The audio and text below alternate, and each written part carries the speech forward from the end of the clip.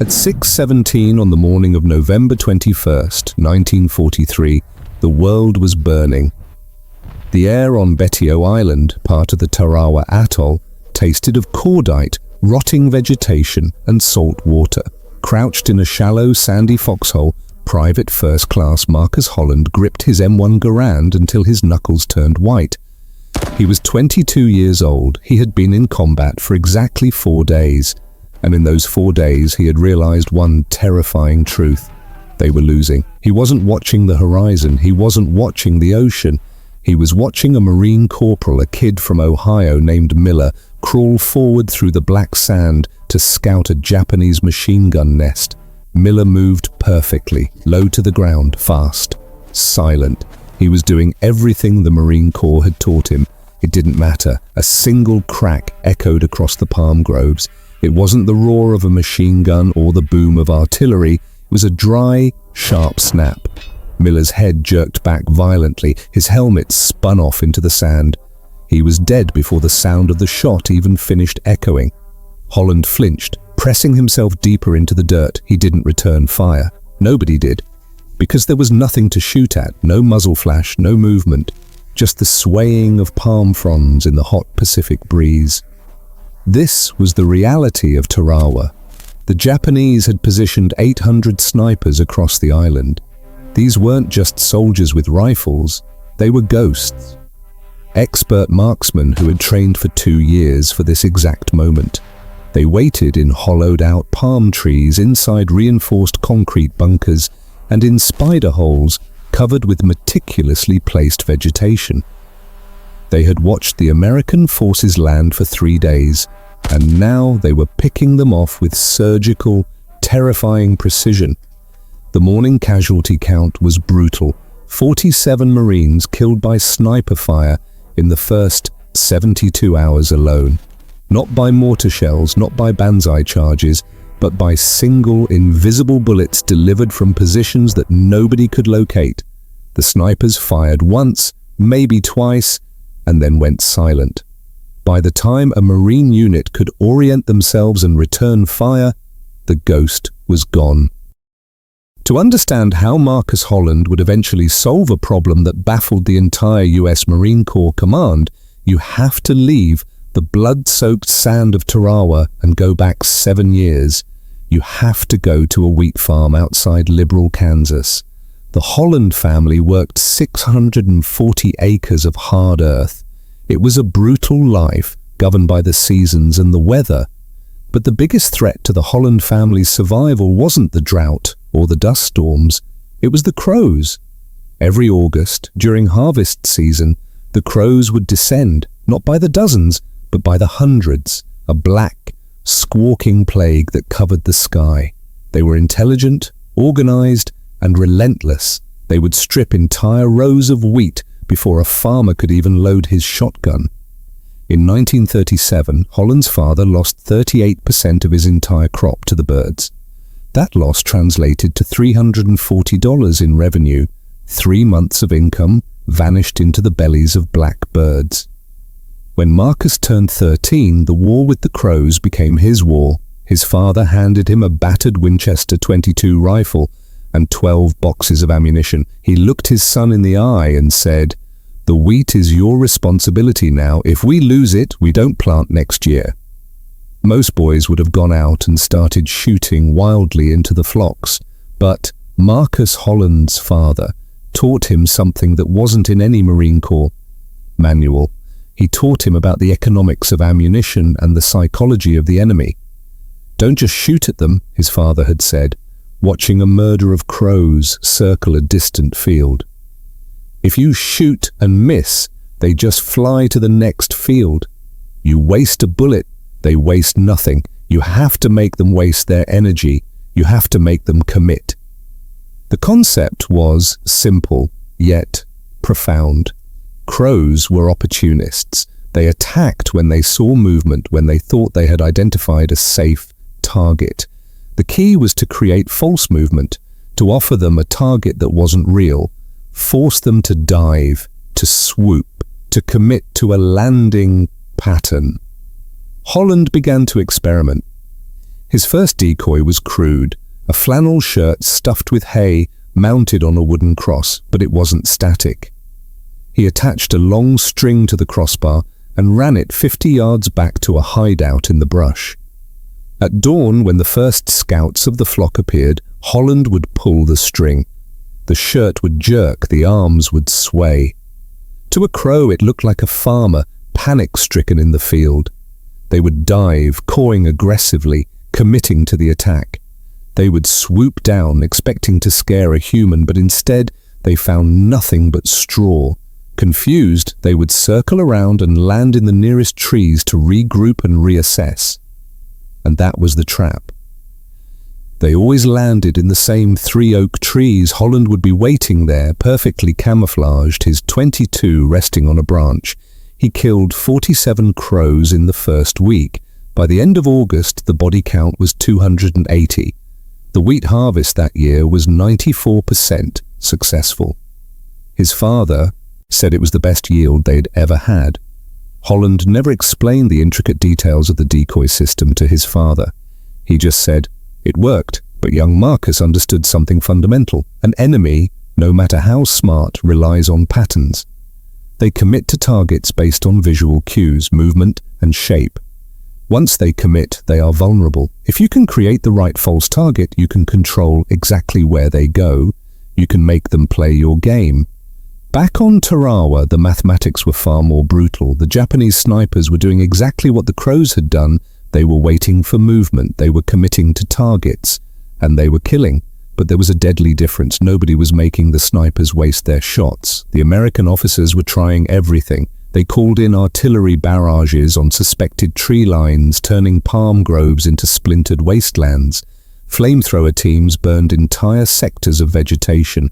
Machine gunners poured thousands of rounds into the green canopy. Nothing worked. The snipers simply adapted. They employed a tactic known as one-shot relocate.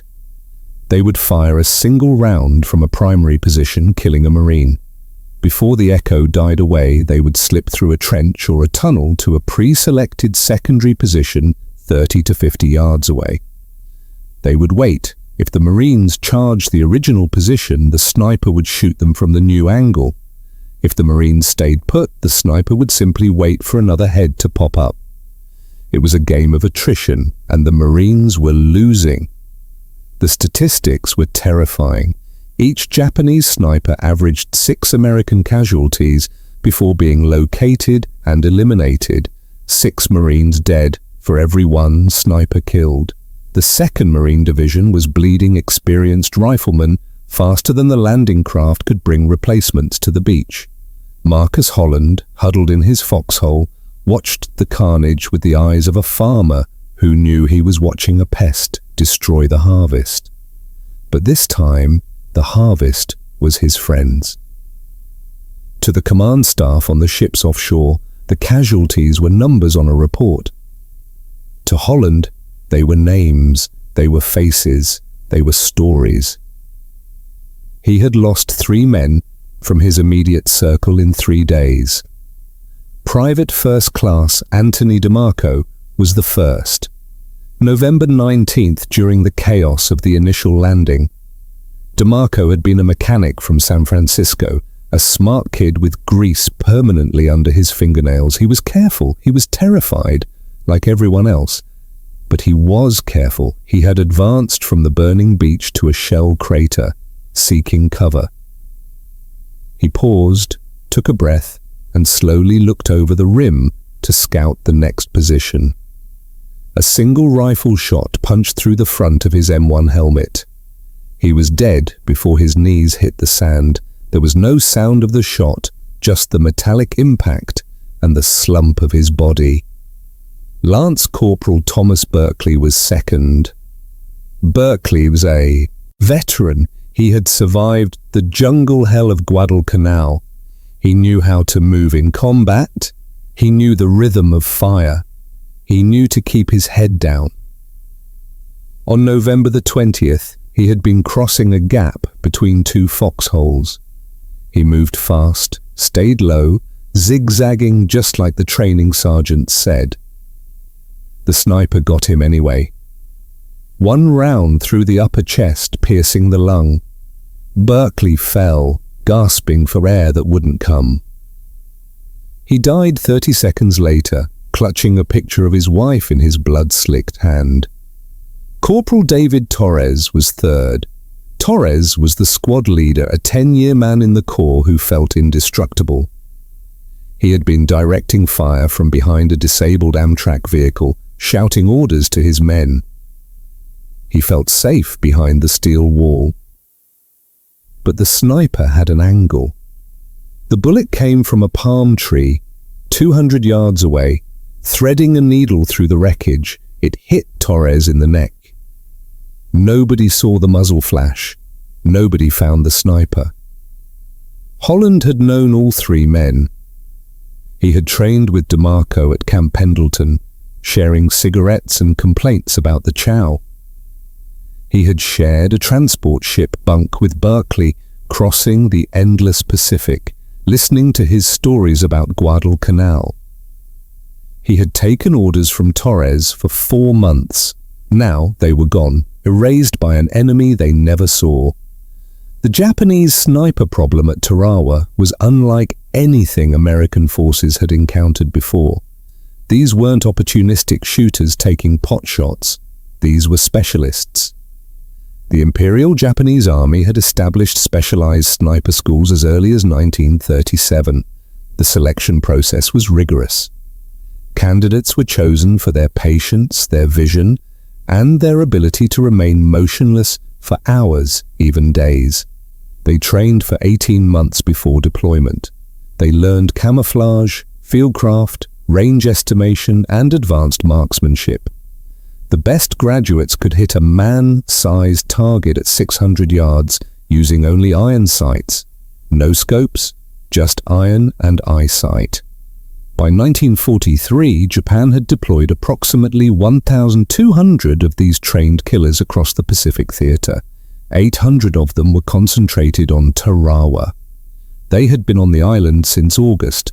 They had 3 months to prepare, 3 months to dig in, 3 months to select firing positions, clear lines of sight, calculate ranges to every likely marine cover spot, and plan escape routes. When the 2nd Marine Division landed, they didn't just walk into a battle, they walked into a killing field designed by architects of death. Some snipers had constructed bamboo platforms inside the island's water cisterns. They would fire through a small opening no larger than a coin, then pull a cover over themselves, vanishing completely. Marine Scout snipers, the American answer to the threat, tried to counter them. The 2nd Division had 12 trained counter-snipers. 12. They were good men, expert riflemen, but the math was impossible. 12 Marines against 800 dug-in Japanese ghosts. By November 21st, the 3rd day of combat, Marine casualties from sniper fire had reached 91 men, killed or wounded, mostly killed. The Japanese snipers didn't shoot to wound, they aimed for the head or the heart. They didn't want to slow the unit down, they wanted to stop it dead. Holland watched this happening. He watched Marines expose themselves for split seconds to move, only to be cut down. He watched the fear grow in the eyes of the men around him. It was a paralysis. If you moved, you died. If you stayed, you waited to die. And in that paralysis, Marcus Holland's mind went back to the wheat fields. He thought about the crows, he thought about the fake shirt on the wooden cross. He thought about the string. What if Marines stopped being the targets, he thought. What if we created targets that weren't real? The idea seemed ridiculous, childish, a farm trick in the middle of a modern war. But as he looked at the body of Corporal Torres being dragged away, Holland realized they had run out of smart military options. It was time to try something stupid. The morning of November 21st found Holland in a foxhole with 3 other men, Corporal Vincent Russo, a hardened squad leader from Brooklyn, Private Lawrence Bennett from Oklahoma, and Private First Class Daniel Carpenter from Georgia. The mood in the hole was heavy. They were listening to the radio chatter, reports of pinned-down squads and invisible shooters. All 4 men had seen too many friends die in the last 72 hours. They were exhausted, dirty, and desperate for something, anything, different. Holland cleared his throat. He told them about Kansas. He told them about the wheat. He told them about the crows. "We're doing it wrong," Holland said, his voice rasping from the dust. "We're waiting for them to shoot us. We need to make them shoot at nothing." Corporal Russo looked at him. Russo had been in combat since Guadalcanal.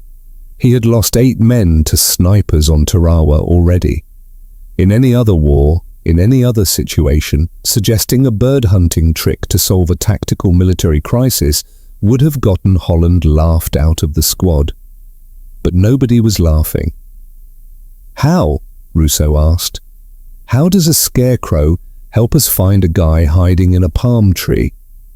Holland explained the mechanics. It wasn't about scaring them, it was about revealing them. "Take a helmet," Holland said, "mount it on a stick, raise it slowly, make it look like a Marine peeking over the berm. The sniper sees movement, he sees the shape of a head. His training takes over, he shoots." "So he shoots a helmet," Bennett argued. "So what, he just moves and we're still stuck?" "No," Holland corrected him.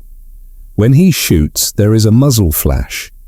Even with smokeless powder, there is a flash. There is dust, there is leaf movement.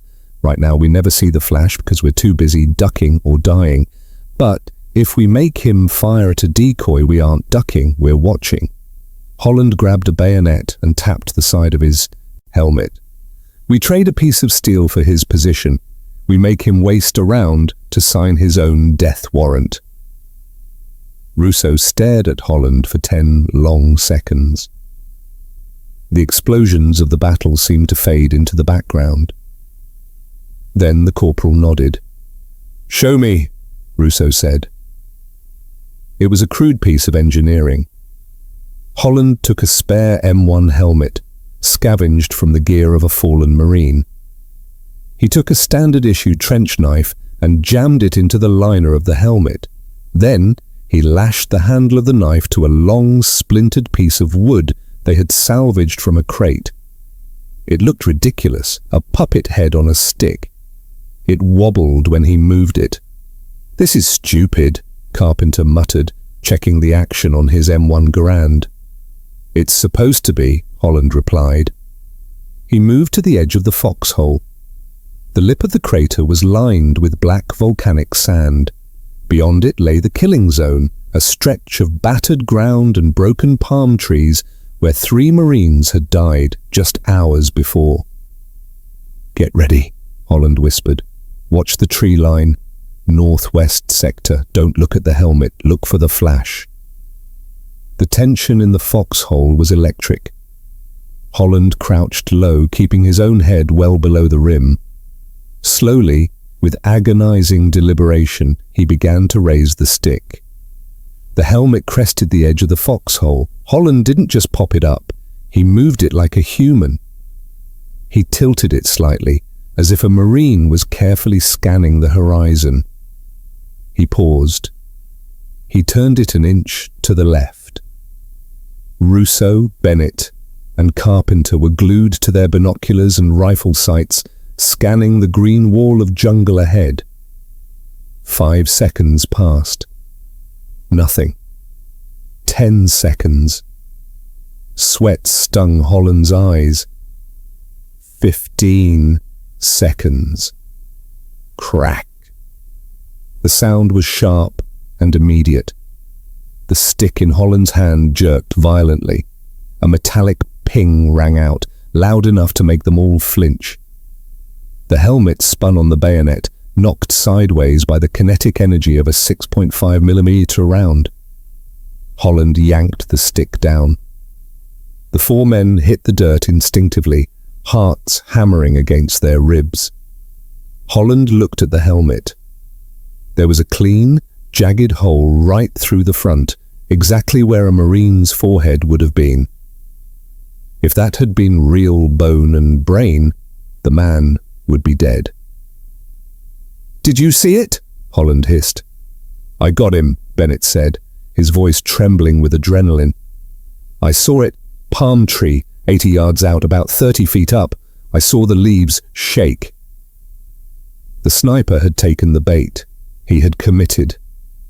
And now he was exposed. Russo didn't hesitate. He grabbed his Browning automatic rifle, BAR. He didn't need to guess anymore. He knew exactly where to look. "Watch the tree," Russo commanded. He mounted the heavy weapon on the lip of the foxhole, took a breath, and unleashed hell. He dumped 20 rounds of .30-06 ammunition into the specific cluster of palm fronds Bennett had identified. The heavy caliber bullets shredded the wood and vegetation. For a moment, there was silence. Then, they heard it. A heavy thud. Then the sound of branches breaking. Then a dull impact on the ground. Bennett and Carpenter advanced carefully, weapons raised. They moved toward the base of the palm tree. There, lying in the dirt, was a Japanese sniper. He was dead, a single bar round through the chest. His Arasaka rifle lay next to him. The magazine was still loaded. He had 7 rounds left. He had traded his life for a hole in an empty helmet. Russo returned to the foxhole and looked at Holland. The skepticism was gone. In its place was a cold, hard resolve. "How many more helmets can you rig up?" Russo asked. "As many as we have bayonets," Holland replied. "Start making them," Russo ordered. "We're going to kill every sniper on this island using farm tricks." By noon on November 21st, Holland had rigged 8 helmet decoys. The system evolved quickly. They realized that a bare helmet on a stick might look suspicious if the sniper looked too closely, so they improvised. For the second decoy, Holland attached a torn piece of a green fatigue jacket to the bottom of the helmet. Now, when he raised it, it didn't just look like a floating head, it looked like shoulders. It looked like a body. At 13:27 hours, near a destroyed Japanese bunker, Holland tested the new design. He raised the decoy. This time he made it flinch, dropping it down and popping it back up, mimicking a nervous soldier. The sniper couldn't resist. A shot rang out from a spider hole near a disabled tank 120 yards away. The bullet missed the helmet by 6 inches, but the muzzle blast kicked up a cloud of dust. That dust was a beacon. Carpenter put 3 rounds from his M1 Garand into the dark opening of the spider hole. The sniper never fired again. When they checked the hole later, they found the enemy soldier slumped over his rifle, 2 hits to the head. By 1600 hours, Holland's squad had eliminated 7 Japanese snipers, 7 confirmed kills, 0 American casualties. In 1943, there was no internet, but on a battlefield, information spreads faster than a virus. Word of the helmet trick moved through the 2nd Battalion like wildfire. Marines in neighboring sectors heard about Russo's squad clearing their zone without taking hits. They started asking questions. They started improvising their own decoys. Some used helmets on entrenching tools. Others got creative. One resourceful corporal created a dummy head from mud and rags, positioning it on the edge of a trench to look like a Marine sleeping on watch. The Japanese snipers, trained for years to spot the slightest human error, were suddenly facing an army of ghosts. From 100 yards away, through the haze of battle, a helmet on a stick looked exactly like a man. The psychological impact on the enemy was devastating.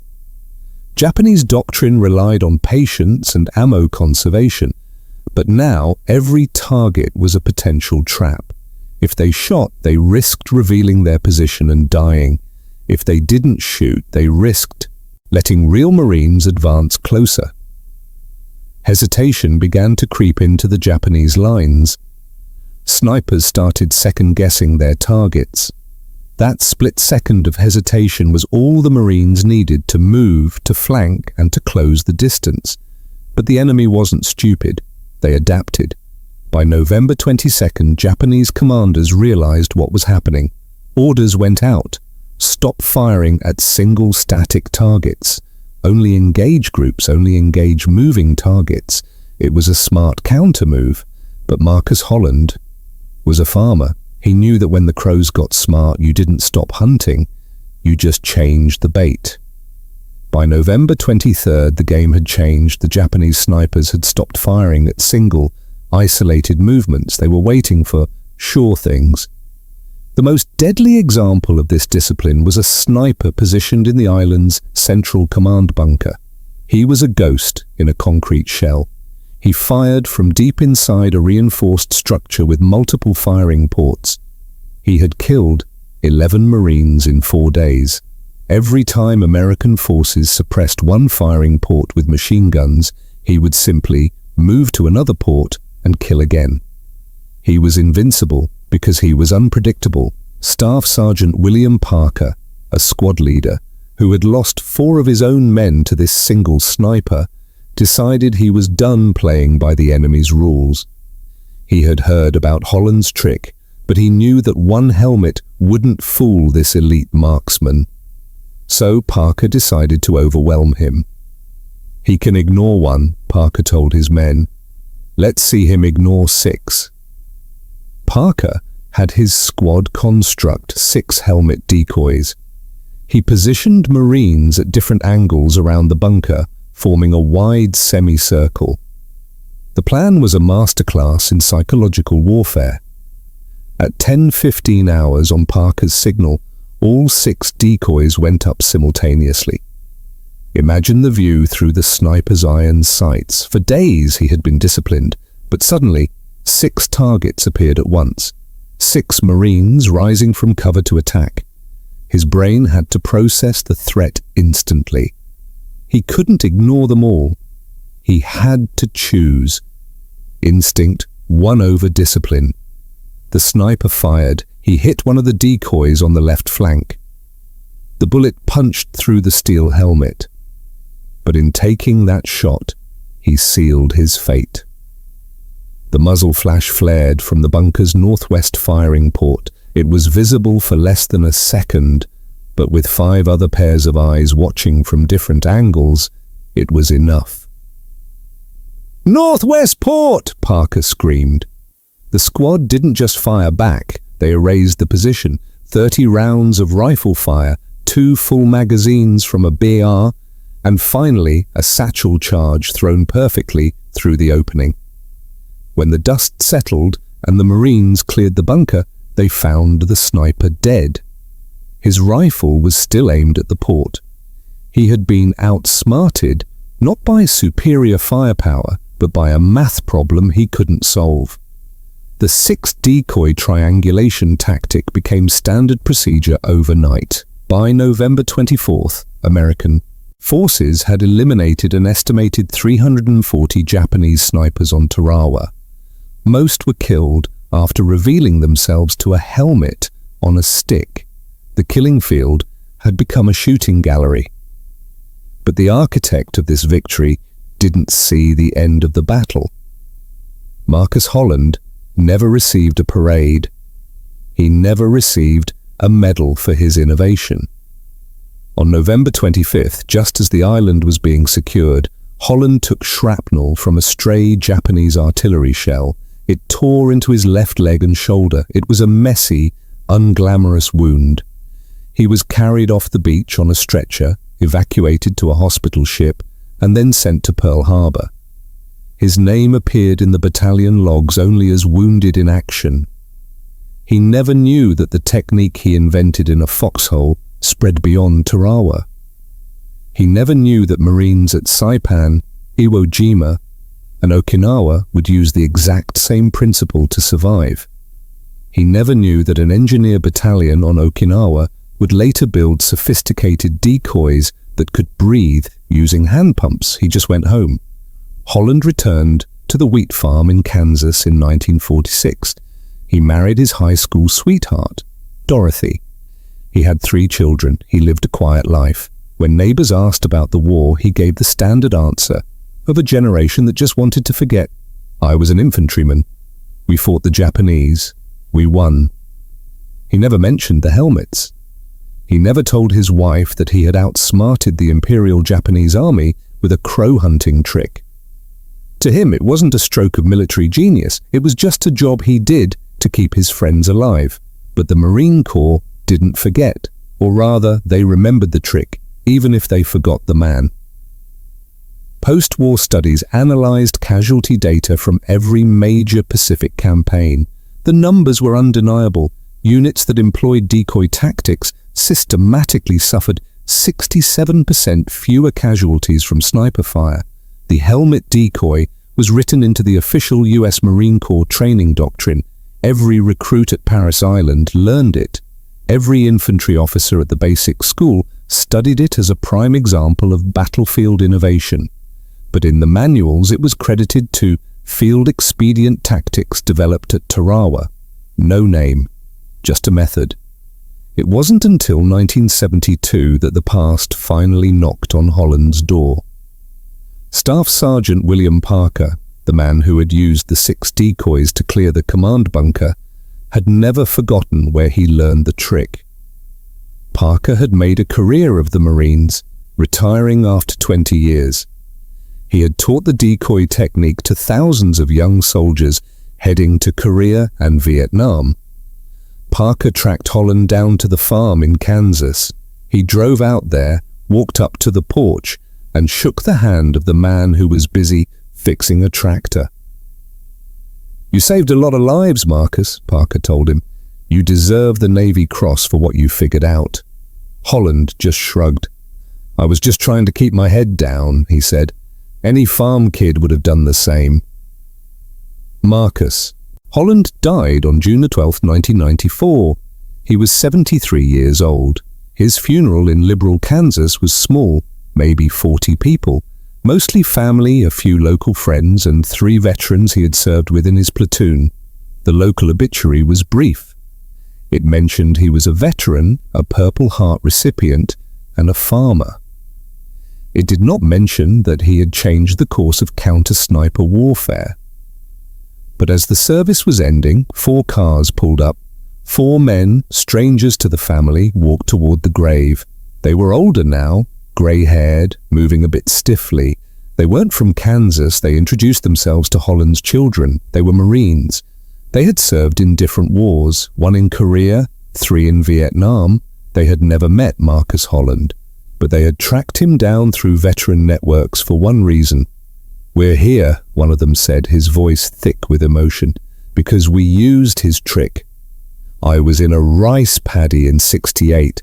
A sniper had us pinned. I remembered the helmet drill. I used it. The sniper shot the helmet. We got the sniper." He looked at Holland's casket. "I'm alive today because of your father. My kids are alive because of your father." Today, if you visit the National Museum of the Marine Corps, you might find a display about Tarawa. Behind the glass, there is a rusted M1 helmet mounted on a bayonet. The placard reads, "Improvised decoy used to locate enemy positions, 1943. It doesn't bear Marcus Holland's name. History has a way of remembering the generals and forgetting the farmers. But that's how innovation actually happens in war. It doesn't come from a committee in a clean room in Washington. It comes from a 22-year-old kid, scared out of his mind, staring at a problem, and remembering a lesson from home. It comes from the realization that sometimes the smartest way to fight a complex war is to do something stupid. Marcus Holland continued to hunt crows every August until the year he died. He never missed a harvest. And somewhere, on a battlefield even today, a soldier is raising a decoy above a trench, waiting for a flash, using a trick born in a Kansas wheat field to stay alive. If this story moved you, if you believe that heroes like Marcus Holland deserve to be remembered by name, do me a huge favor. Hit that like button. It tells the algorithm that history matters.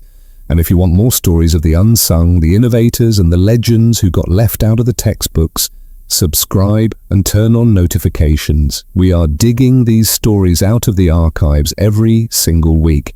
I want to know, is there a simple, stupid trick you've used in your life that actually worked? Let me know in the comments below. Thanks for watching.